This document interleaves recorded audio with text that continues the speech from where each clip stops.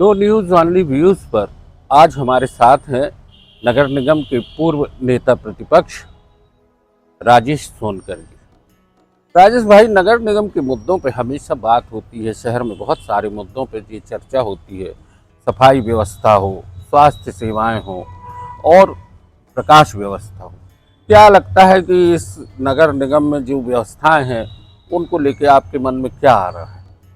देखिए, ये जो आप इमारत देख रहे हैं, ये इमारत कहना चाहिए कि जब लोगों ने बड़ा सोच समझ के बनाया था कि यहाँ पे लोगों को सुविधाएं मिलेंगी, ये जन सुविधा का केंद्र बनेगा। लेकिन ये इमारत जो इन लोगों ने ईमानदारी से जिस ईमानदारी से बनाई थी, आज 15-20 साल से करीब यहाँ पर हर विभागों में मकड़ियों के जाल जैसे जाल बुनते जा रहे हैं।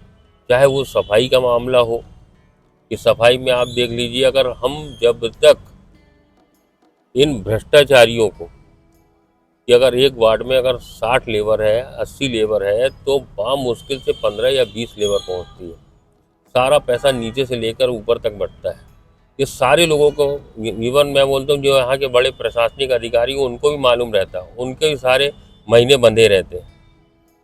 फर्जी जितने लोग थे, जो मैं एक बात इसमें और ये ऐड करना चाहता हूँ कि जो सफाई ठेके हैं, सफाई ठेका जो लोग चला रहे हैं, वो बहुत से लोग तो ऐसे जो यहीं निगम के कर्मचारी हैं, CSI लेवल के अधिकारी हैं, जिन्होंने कई जोनों को ठेके ले लिए हैं, और वो जो सफाई कर्मचारी हैं उन्हीं की गाड़ियां लगी हुई हैं। मतलब ये भ्रष्टाचार की यानी जो यहाँ कर्मचारी है उसी ने वो ठेका भी ले लिया ठेका भी लेके रखा हुआ और ये है। अधिकारियों को मालूम है। सारे लोगों को मालूम है, उनकी गाड़ियां लगी हुई हैं यहाँ पर, कि जो वाहन जो जिसमें अधिकारी लोग चल रहे हैं। एक जमाना था कि MIC के पास 10 मेंबर होते थे और एक बेलोरो गाड़ी होती थी जिसमें सारी जगह सारे लोग निरीक्षण करने जाते रहे। एक यंत्री रहता रहा जिसके पास एक गाड़ी हुआ करती थी, वो नक्शा विभाग वाला जाना हो तो वो उसमें जाता रहा, जल विभाग वाला जाना हो तो उसमें जाता रहा। आज CSI से लेकर हर स्तर के अधिकारियों के पास ये प्राइवेट गाड़ियां इन्हीं अधिकारियों की दूसरे दूसरे नाम से यहाँ पर लगाई हुई है।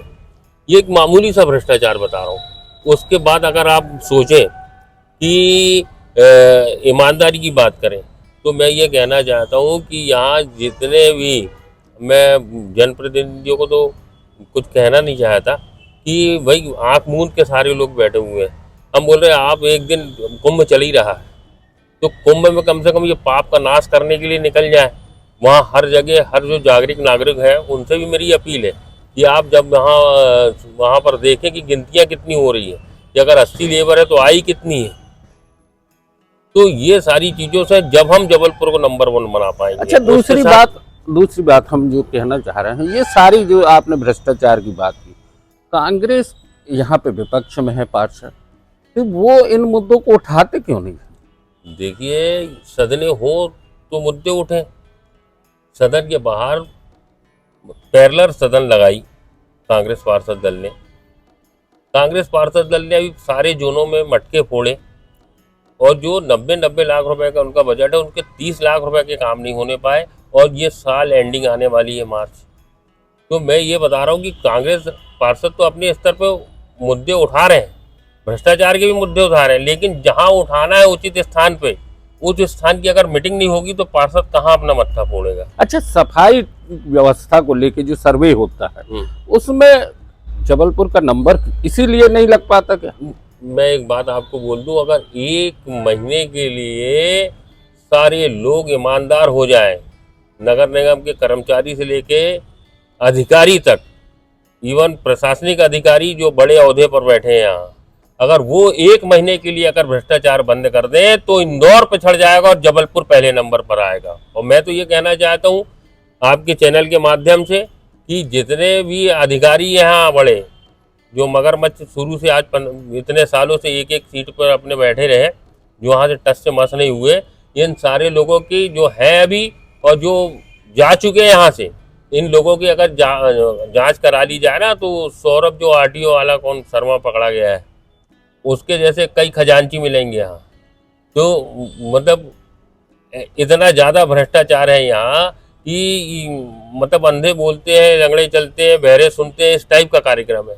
करोड़ों रुपए की पाइपलाइन डाल, जल विभाग की बात कर रहे थे आप। अब मैं किसी का नाम नहीं लूँगा, व्यक्तिगत परेशानी का काम होता है। फिर अभी आपने पैरेलल लाइन डाली कि हमेशा लाइन टूटती है। जब से आपने पैरेलल लाइन डाली है, अभी ये ललपुर वाली एक लाइन डाली अलग से दूसरी जगह से घुमा के, वो हर 6 महीने में टूट रही हैं। पूरे आधे शहर से ज़्यादा को पानी की प्रॉब्लम होती है। उसी प्रकार से एलईडी लाइट लगाने की बात आई। लाइट, पानी, सफाई, जल और लाइट के लिए आपने बोला 3 मुद्दे।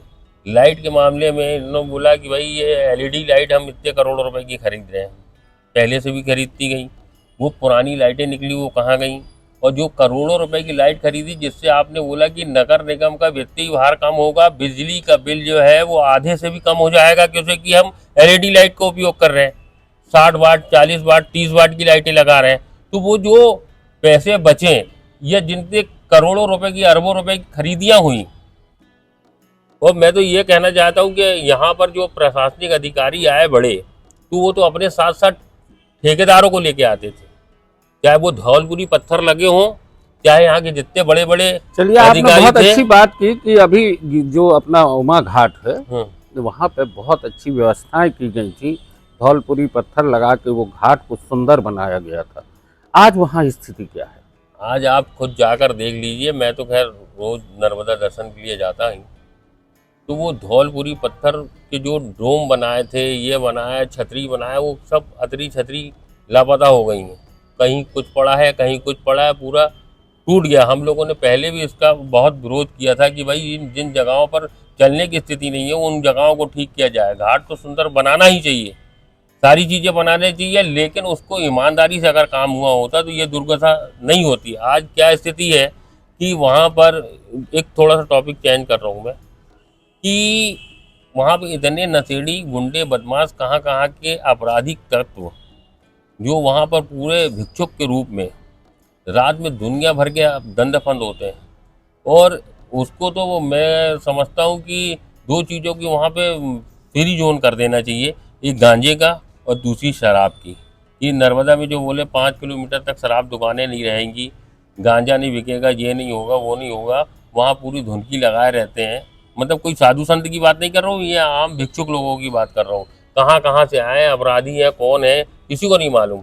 यहाँ नगर निगम को बोलते तो बोले हमारा काम नहीं, पुलिस बोलती है हमारा काम नहीं, और जिला प्रशासन बोलता है हमारा काम नहीं। क्योंकि शांति समिति में भी ये मामला मैं उठा चुका था पहले कि ये भिक्षुक लोग जो आए, इनका कार्ड बनना चाहिए कि ये दमोह से आया, सागर से आया, रीवा से आया, सतना से आया, कहाँ का है ये, तो उसका एक परिचय पत्र बनना चाहिए। अगर मर जाए तो कम से कम उनको मालूम हो। जितने आपराधिक तत्वों को, बहुत से ज़्यादा तो अपराधी यहाँ पकड़े जाए, पुलिस पकड़ सकती है उनको, अगर उनका आइडेंटिफिकेशन की जाए। कोई चीज़ हत्या करके ये आया, बता सकते हैं कि फरारी काट रहे हैं बहुत वो से अपराधी। पूरे अपराधी हष्ट-पुष्ट लोग हैं जिनको मेहनत करने की आवश्यकता है, वो भिक्षावृत्ति का काम कर रहे हैं।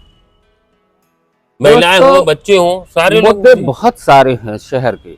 नगर निगम का एक मुद्दा था जिसपे कि राजेश सोनकर जी ने साफ शब्दों में ये बात कही है कि अगर जांच की जाए तो यहाँ पे सौरभ शर्मा से ज़्यादा बड़ी भ्रष्टाचार की इबारत निकलेगी। वहाँ पर हर अधिकारी जो रिटायर्ड हो चुके हैं और या जो यहाँ से जा चुके हैं, अगर उनकी जांच की जाए तो करोड़ों रुपए की बेनामी संपत्तियाँ उजागर हो सकती हैं। राजेश भाई, आज आपसे बात हुई, बहुत बहुत धन्यवाद। आगे फिर किसी मुद्दे पर हम आपसे मुलाकात करेंगे। बिल्कुल सर, धन्यवाद आपको, बहुत बहुत धन्यवाद।